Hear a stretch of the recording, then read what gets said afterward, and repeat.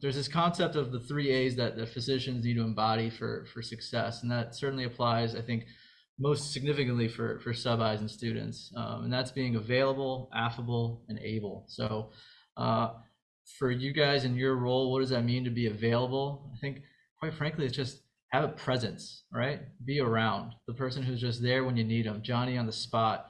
I've worked with a few med students, and I will say, like, those who just have a certain amount of responsiveness, that goes a long way when you're a resident on the rotation. So have your phone. I don't want to advocate for any products, but having a watch that shows you notifications, having that on, don't avoid do not disturb, just being responsive in that sense and attentive shows kind of like a reliability that they can count on you when it matters most.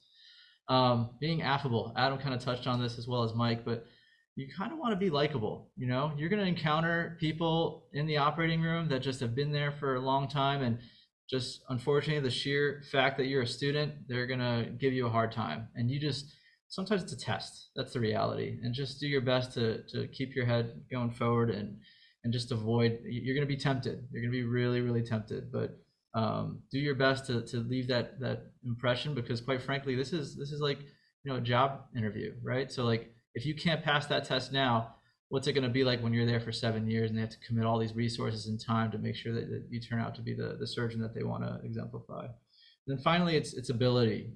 So this is kind of the practice moniker, but you really got to show that even you're not expected to do all these skills day one, right? But do you have the ability to go home, learn about it, read about it, and then show that off once you get there? So don't focus so much about performing and batting for 1,000, but it's more about showing that you can learn and you're teachable and you're ready to improve and have that cognizant thought. So just wanted to give you guys some important rules. This is just my own thoughts, and by all means, I'm sure everyone has their own opinion. So number one is honesty. That is the clear-cut number one reason why somebody's either do not rank or fails a sub-I or something like that. It's just the fact that, like, it goes a long way to say just I don't know, rather than to just think of an answer or think of what the response should be. I don't know goes way further than just saying what you think someone wants to hear, or not being factual or representing, especially when it comes to patient care, right? Seeing the patient, Mike kind of touched on this, but the simplest question is like, did you see the incision? And if you didn't see it, it's okay. That honesty goes way further than being like, yeah, I saw it, looks great. Well, you better be sure, because that's kind of like that red flag immediately, right? So those opportunities always happen every day, and just when you're fatigued, and even if you're not like 90%, just always be 100% sure about what you're about to say and how you want to present yourself. Number two, never show up your resident. Trust me, I've been there. I've had an attending ask a resident a question, and I know the answer because I just read that textbook or I just saw that video, and I'm like waiting for him to call me, waiting for him to call on me. Do not show up your resident. That's the reality. All right, residents are your friend. They want you to learn. You should always be team resident, because they are always having your back, and they want you to succeed and do well. And so don't make that opportunity to change that perception. All right.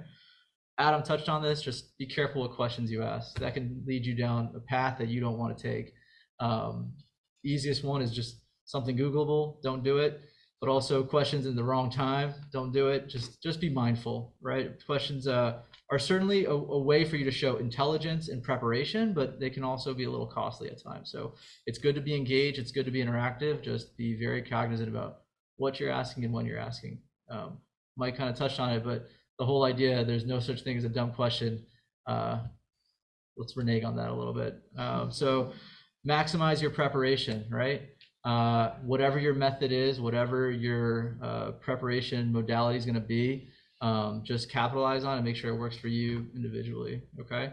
And then my last one is just, you got to find balance. I did 2 or 3 sub-Is. I wish something that I did, my last one, I kind of adopted like a workout regimen. I will tell you, like, it's a little bit of a soft science, but the reality is it does change your outcome and your perception on how you're doing.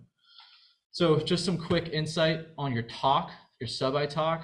Again, I'm gonna say it again, this is the Philly home crowd. It's just practice, right? But More importantly, your sub-I talk, that's kind of like your time to shine. You're not going to meet everybody in the department, but that's the day that you're going to show off your preparation, your clinical acumen, your ability to sound like an intellectual, and you're prepared to show off the department like, hey, I've been trained well enough that I deserve to be here. So I would always emphasize and encourage you all to practice with a resident, and certainly practice with an attending who is specialized in that field. You want somebody in your corner when you're doing your talk. Does that make sense? So if you're doing a GBM talk, find a tumor attending. Be like, hey, I just want to go over my slides with you real quick, because you know what? The guy that's going to have the most ammo, or female physician that has the most ammo against you that day, is going to be the person in that division. So you want somebody in your corner to help support you that day. The next one is always wear your white coat. Can't tell you how many times med students give us a talk. It's just like, this is, again, not everyone's going to see you throughout your rotation, but just be presentable, be professional. I like the tie, plus minus, it's up to you, but the reality is, like, your day on your sub-I talk is how you want to be perceived going forward. So a lot of people are going to meet you for the first time in that platform. You want to make sure that you give them the first and best optic that you can.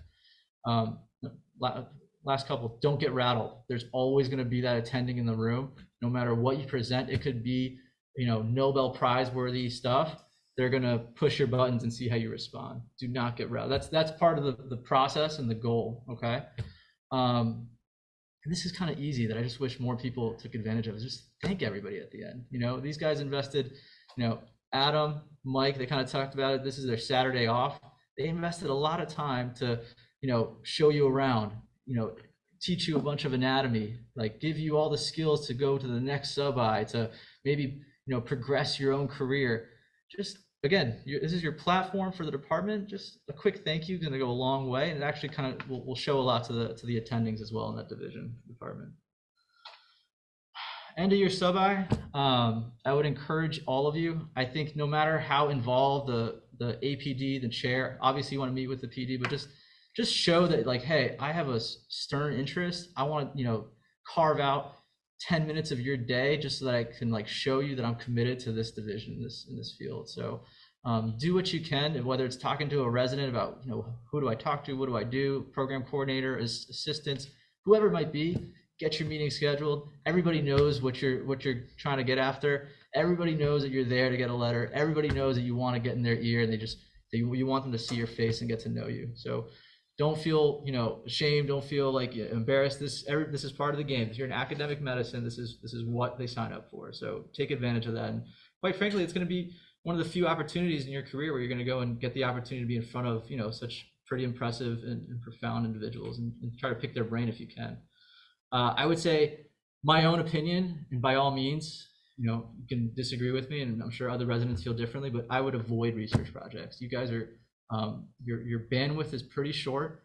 You're already involved in your own home projects. You're already involved in all sorts of projects that are ongoing. And you're going to be a busy sub-I. You have interviews, you have your application. It's going to sound real nice, real sexy. Yeah, I'm going to do the research project for this guy that I'm rotating with. The reality is, it's very easy to disappoint and very hard to exceed those expectations. So just, it goes a long way when you tell someone no, rather than, that means a lot, quite frankly. It shows a little bit of thoughtfulness, and obviously just don't brush them off, but just be respectful about it. And I think that can go a long way, rather than just reflexing like, yeah, sure, I'll do it, no problem, because the reality is, we encounter a lot of eager med students. Everybody's quick to say yes, but when someone has that wherewithal and wisdom to be like, actually, it's just not a good time for me, I think a lot of people will appreciate that, especially if you do it tastefully. Again, at the end of your sub-I, you want to secure that letter. This is part of the game. Everyone knows you show up. No matter how great or average it went, you're there for a letter. This is part of the academic medicine modality. So reach out to whoever it might be. My stern recommendation is by week 2 to 3, you should have your meeting lined up where you can make a firm eye-to-eye contact. How do you feel about writing a strong letter for me? I'm sure you guys have all practiced that line, but that's something that you got to be ready to pitch. They all know it's coming. Just do it, and don't feel ashamed or embarrassed. That's part of the game. And the last one I think is really important is keep in touch with those residents. There are still some sub-Is from a few years ago that have reached out to me, and I'll tell you what, like, it goes a long way, because there are things that, I feed off of them. They reach out to me about certain issues, and they can certainly be a good resource for you in terms of like interview assignments or scheduling, preparation for interviews, thoughts about, questions you might see on the trail. Maybe they interviewed there themselves a few years prior. So these are resources that, part of the Sub-I is to connect and network, and this is that modality, and definitely leverage that, okay? And so last, I think, this is kind of the end of our Zoom portion. I got to say thanks for everybody for coming. Adam, Mike, thanks for your help. So we're going to do lunch. We're going to end the Zoom portion at some point, probably around 1 o'clock-ish. We will head over to the Neuroscience Hospital, and we'll get our hands dirty and have some fun. So thank you guys all for coming, and definitely tag us and reach out to us and email us with any questions. All right.